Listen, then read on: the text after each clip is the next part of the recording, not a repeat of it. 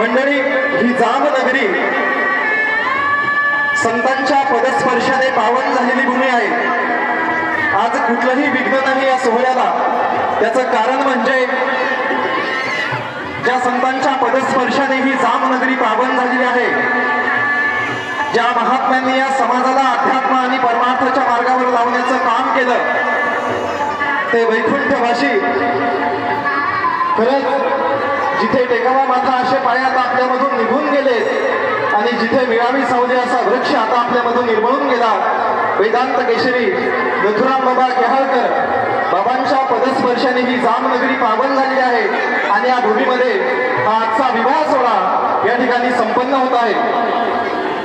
मंडळी, खरं तर सह्याद्रीच्या कुशीत आणि महाराष्ट्राच्या मातीत ज्ञानेश्वरी या ग्रंथाच्या माध्यमातून ज्यांनी अखंड महाराष्ट्राला अध्यात्म आणि परमार्थाच्या मार्गावर लावण्याचं काम केलं, त्या ऐश्वर्य संपन्न संत विशेष शांतीची शोभा संत भगवान बाबांच्या आशीर्वादानं हा आजचा विवाह सोहळा या ठिकाणी संपन्न होत आहे.